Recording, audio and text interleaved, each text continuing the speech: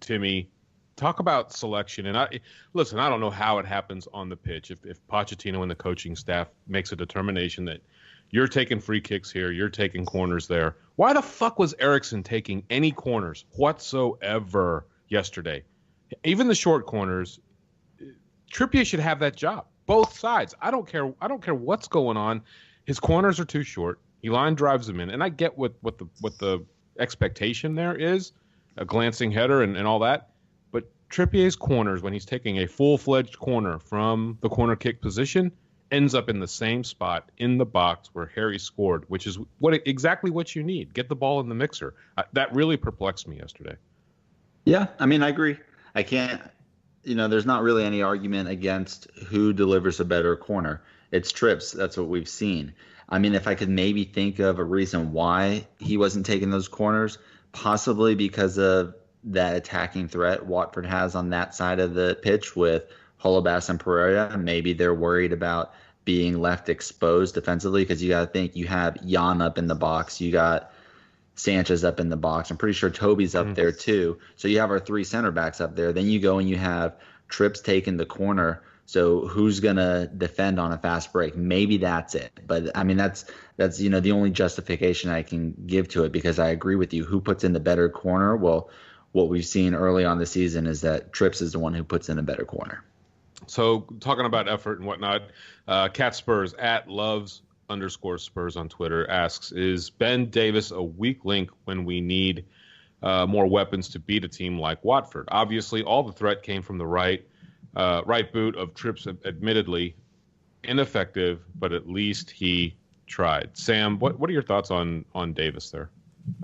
Well, shouldn't it be, if we're going to play three at the back, that our fullbacks got to play really well and have to be threatening? And I mean, if Rose is going to start against Manchester United, and I think he got a little bit better as that game progressed, it is a bit odd that you play three at the back and you don't play Rose. So that maybe was my one surprise in that lineup. But Davies was ineffective.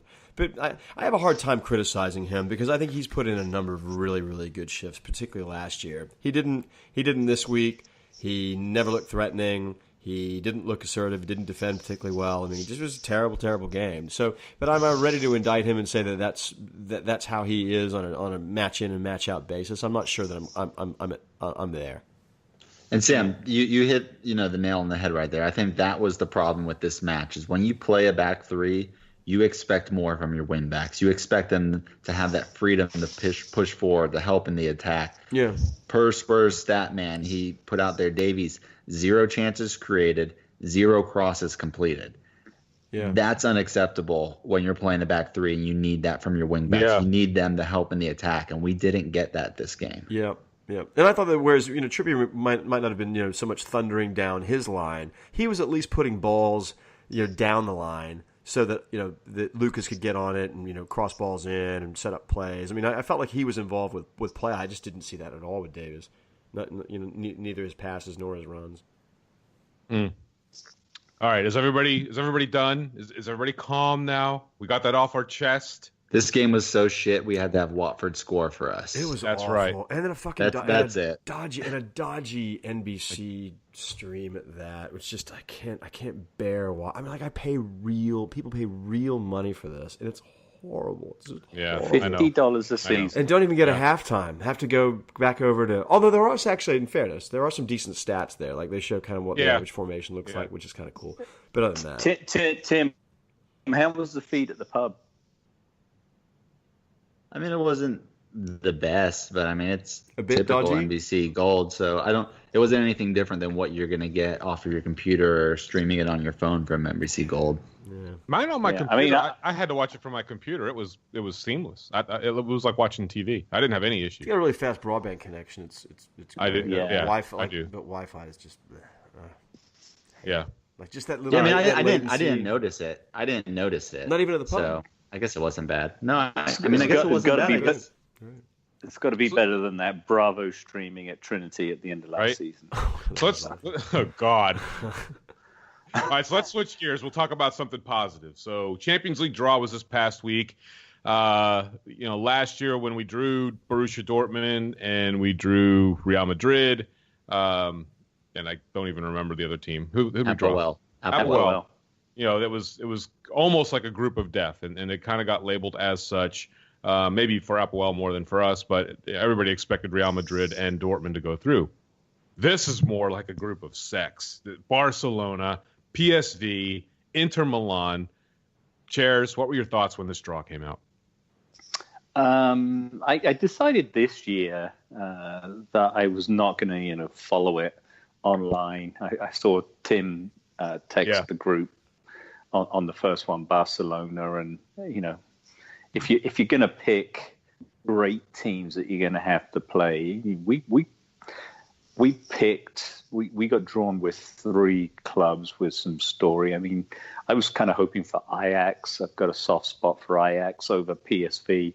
That would have been the icing on the cake. But, PSV is, they knocked us out of UEFA Cup when it was still UEFA, I think, back in the days of Martin Jol. And I think it was Jol. So, we got history with them. We certainly have history with Inter when they were at the top of their game. Obviously, the 2 Bale games, home and away. When we played them a couple of seasons later in the Europa League, they were pretty pony, although I think we had to go the distance with them in the second leg after screwing that up. But, Barcelona, we haven't played them since 82 in the Cup Winners' Cup semi-final. They kicked off the park. It was one of the most brutal offerings of football we'd ever seen at the Lane. And I know Pete and Vass, when the draw came up, they were very vocal about that particular match in 82 when they were at the Lane. So I'm looking forward to those matches. Obviously, it was announced today that all the group games will be played at Wembley. I don't think there's really a surprise there. But we had a great record at Wembley, winning all 3 of our group matches last year, and it put right the wrongs from the previous campaign. Hopefully we can do that this year and put ourselves in good stead, because I tell you, going to the new camp is going to be one tough ask. Very much so, Tim. I know that being a younger fan, both in age and in years followed, so a decade or less, like a lot of the people that maybe listen to the podcast and a lot of people who follow here in the States, when you look at a draw like that, is that just dreams come true type stuff? Yes, going into this, same thing as last year, same thing as the year before that. I've always said I want the harder draw. I want to draw those big teams, because you see from the 2 past years in the Champions League, our performances. The first year when we had a group draw that we should have easily made it through, we played down to that performance. Last year when we had the group of death, we raised our game.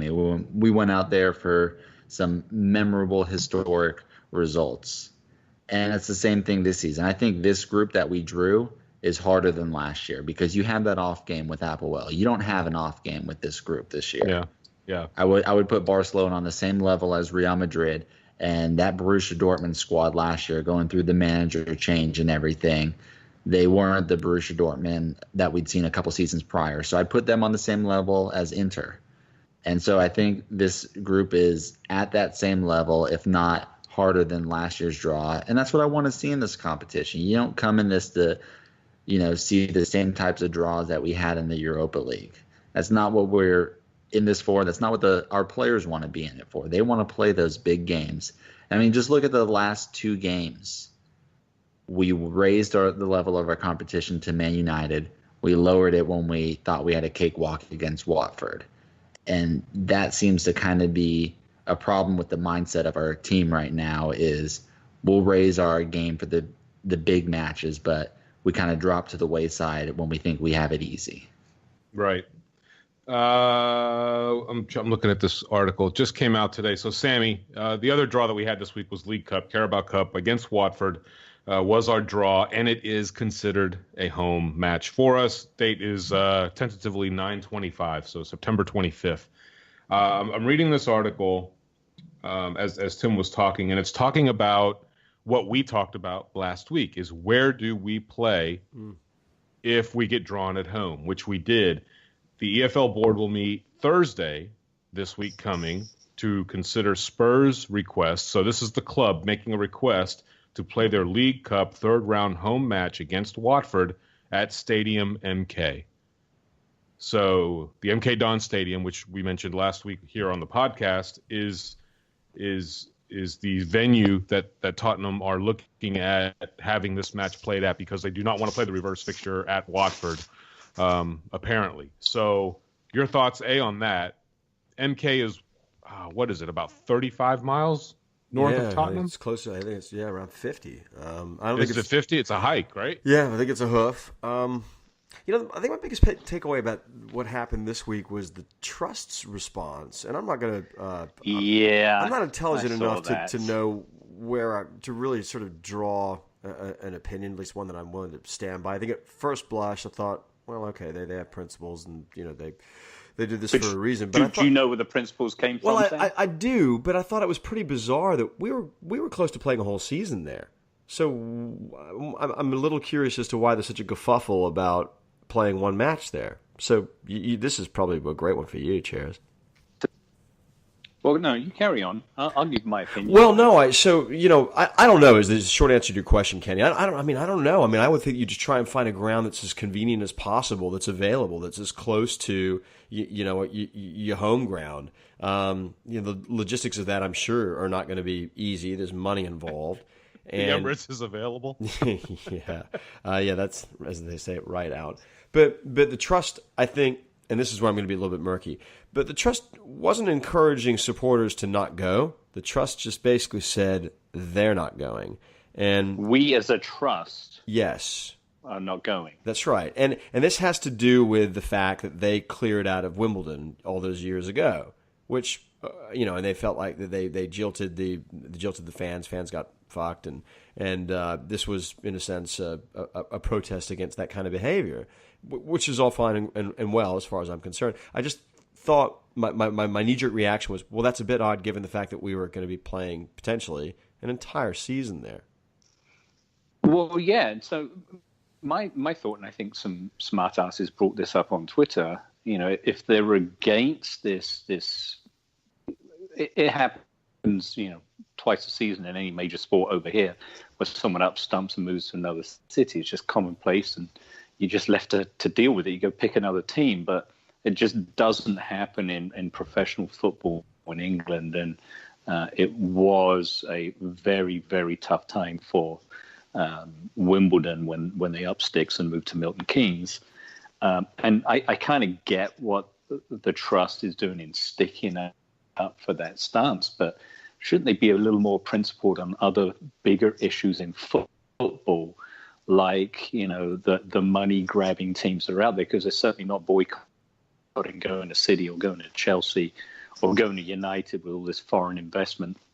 So I think you have to pick your principles as a Trust, and I'm trying not to criticize them here, because obviously we've all had lots of their folks on, Pete and Kat and Martin, but I just felt it was an odd tweet to almost be political in making a stance. And I know Graham Roberts picked up some this is where criticism is. This is where criticism is deserved, though. This is where criticism is deserved. I thought his look. Don't get me wrong. Yeah, he's a legend. Very churlish. Absolutely, couldn't believe that was his response. I mean, that was as bad as cringy as some of the stuff that we see from Twitter feeds in Washington. I couldn't believe it. I was like, right. How could you disrespect the Trust like that, who as a whole really do a lot and certainly have supporters in mind, the extreme majority of what they do. I just felt like that was just out of line. And he caught a lot of shit for that, and rightly so. He did.